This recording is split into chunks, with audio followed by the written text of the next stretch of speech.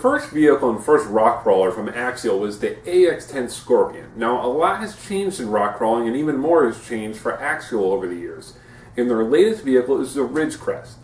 Now, it still bears the AX10 nameplate, but it's a completely new vehicle. Let's take a first look at this vehicle, which features all new axles and an all new chassis.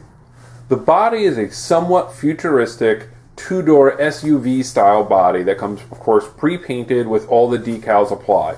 Axial does include extra decals if you want to give it your own custom touch.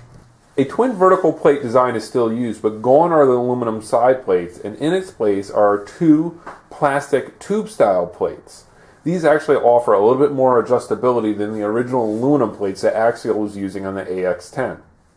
One of the most noticeable differences between the Ridgecrest AX10 and the original Scorpion AX10 are the use of the wider axles. These are the AR60 OCP axles, which are modeled after the full-size and famous Dana 60 axles. That's why they're called the AR, Axial Racing 60, AR60.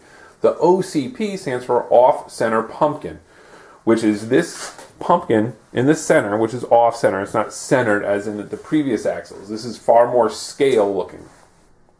In addition to the threaded plastic body shocks, which are really nice, one of the best additions to this design is the use of a 4-link, which will be far more heavy duty than the previous 3-link design that was used in the AX10. Axial did a really good job outfitting the electronics on the Ridgecrest. The steering servo up front is a metal gear unit, so it should do a really good job of withstanding the abuse of both bashing and rock crawling. The 2.4 GHz radio system, specifically the receiver, is in a sealed box, and behind that is a Castle Creations engineered speed control. It's brushed, but it's preset with drag brakes, so you'll have good performance if you're looking to hit the rocks with the Ridgecrest.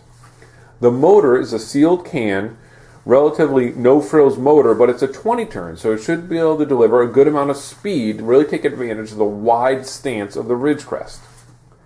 One of the cool things about the new chassis design that Axial is using on the Ridgecrest is that it allows the battery and the rest of the electronics components to be configured in multiple ways to reposition the weight in the vehicle and change the performance. Yet another great addition is the use of the wild bore drive shafts on the AX10 Ridgecrest, which are far more heavy duty and less likely to pop apart than the previous design drive shaft used on the AX10 line. That's a first look at the features that go into making the Ridgecrest an all-new vehicle in the AX10 line. And a lot of people might be wondering why Axial would come out with this when they already have the ready-to-run Wraith, which is a good all-purpose rock racer, rock crawler, and basher. Well, the big difference in this vehicle, while it's geared at the same audience, is this. The body removes.